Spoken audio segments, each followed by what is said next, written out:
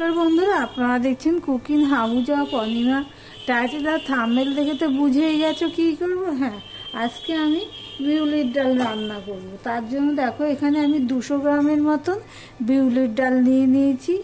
কড়াইটা গরম হয়ে গেলে এই ডালটাকে আমি ভেজে নেব। ভিডিওর শুরুতেই একটা লাইক দিয়ে কন্টিনিউ করো বন্ধুরা। ডালটাকে আমি বেশি কড়া করে ভাজবো না, মোটামুটিভাবে আমি ভেজে নেব। দেখো বন্ধুরা, ডালটা ভাজা হয়ে গেছে। তোমরা বুঝতে পারছো না কি বুঝতে পারছি না, তবে ডালটা ভাজার একটা গন্ধ বেরিয়ে গেছে। ডালটার ভাজার একটা গন্ধ বেরিয়ে গেলে আমি গ্যাসটা অফ করে দিলাম। এবার সমানে এইভাবে নাড়তে থাকবো গরম কড়াইতে। ডালটা ভাজা হয়ে গেছে। এদিকে দেখো জল সমেত একটা প্রেসার কুকার বসিয়ে দিয়েছি। এবার ডালটাকে আমি ধুয়ে নিয়েছি। এবার আমি প্রেসার কুকারের মধ্যে দিয়ে দিচ্ছি। এটা বাটিতে বা কড়াইতে সিদ্ধ করা যাবে না, এটা প্রেসারেই সিদ্ধ করতে হবে। কলাইয়ের ডাল বলো, বিউলির ডাল, ছোলার ডাল, এগুলো বাটিতে সিদ্ধ করা যায় না।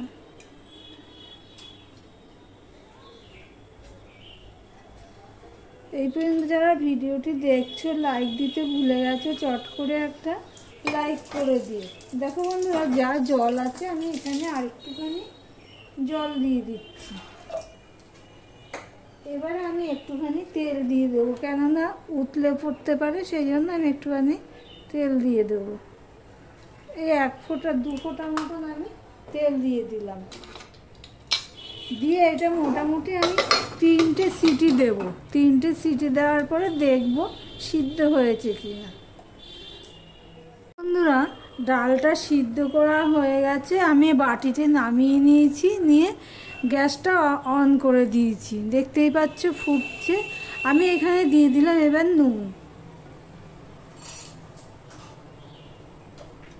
দিয়ে দিলাম হলুদ, দিয়ে দিলাম একটুখানি সামান্য একটুখানি আমি জিরের গুঁড়ো, আর ধনের গুঁড়ো দিয়ে দিলাম আমি 1/2 চামচের মতো।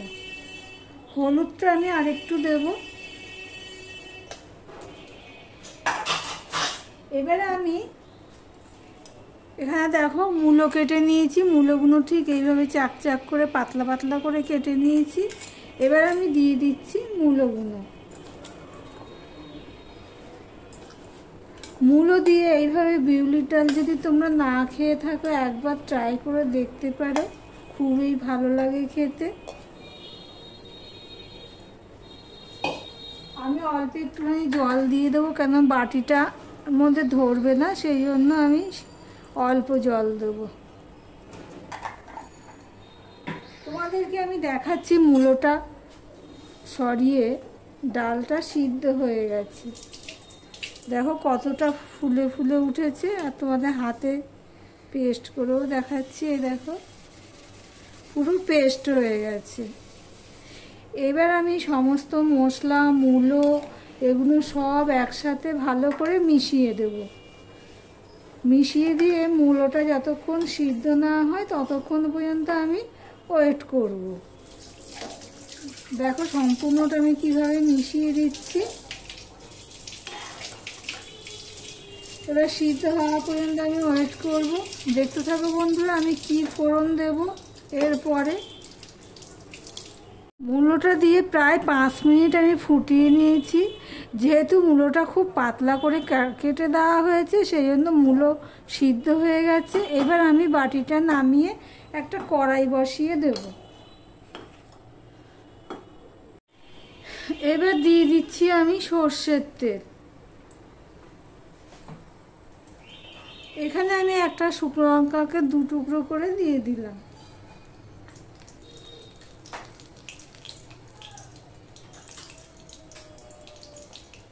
শুকনো লঙ্কাটা ফোড়নে হয়ে গেলে কিছুটা, এবার দিয়ে দিচ্ছি 5 ফোড়ন।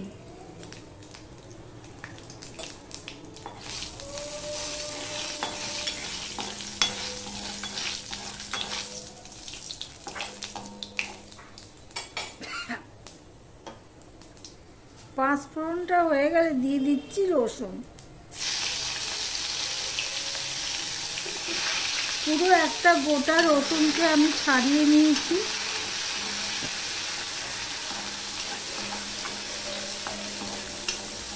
নিয়ে থেতো করে নিয়েছি। দেখো বন্ধুরা, রসুনটা প্রায় লাল লাল হয়ে ভাজা হয়ে গেছে। আমি একটা টমেটো আর এখানে কাঁচা লঙ্কা নিয়েছি, এই যে 4-5টা কাঁচা লঙ্কা নিয়েছি আর একটা টমেটো, সেগুলো আমি দিয়ে দিলাম।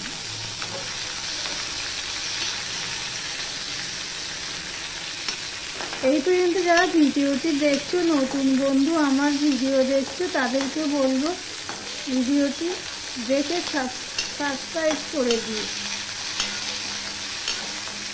এবার টমেটোটা নরম হওয়া পর্যন্ত আমি অপেক্ষা করব।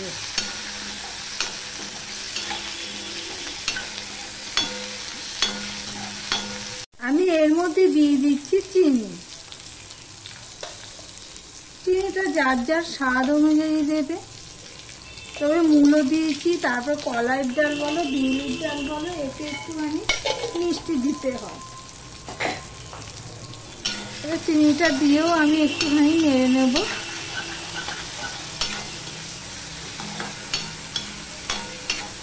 টমেটোটা কিন্তু নরম হয়ে গেছে, তোমাদেরকে দেখাচ্ছি। দেখো বন্ধুরা, টমেটোটা নরম হয়ে গেছে। এবার আমি দিয়ে দিচ্ছি আগে থেকে সিদ্ধ করে রাখা মশলা দিয়ে মূলো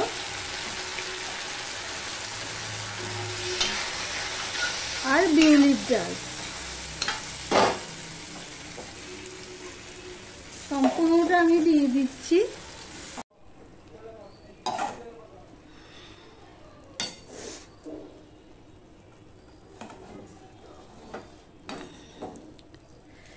এখানে আমি আরেকটুখানি জল দেব।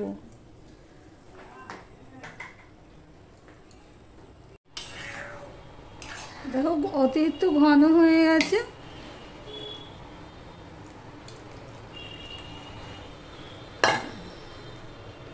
এখানে গরম জল দেবে, তাহলে কি হবে, কারণ এটা সম্পূর্ণটা হয়ে গেছে, তো সেই জন্যই গরম জল দেবে। আমি গরম জলেই ইউজ করেছি।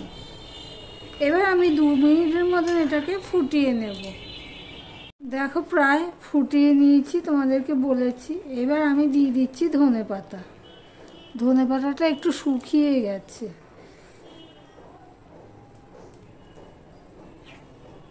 দেখো ঘনত্বটা দেখো, ডালের ঘনত্বটা দেখো। এইভাবে একবার ডাল রান্না করে খেয়ে দেখতে পারো, খুবই ভালো হয় খেতে। যারা বিউলির ডাল বা কলাইয়ের ডাল পছন্দ করো, তাদের কাছে তো অসাধারণ লাগবে। এবার আমি গ্যাসটা অফ করে দিলাম। এবার স্ট্যান্ডিং টাইমে আমি রেখে দেব। স্ট্যান্ডিং টাইমে রেখে দিয়েছি প্রায় 2 মিনিটের মতো আমি। এবারে তোমাদেরকে আমি সার্ভ করে দেখাচ্ছি কতটা ভালো হয়েছে। দেখো, দেখলেই বুঝতে পারবে।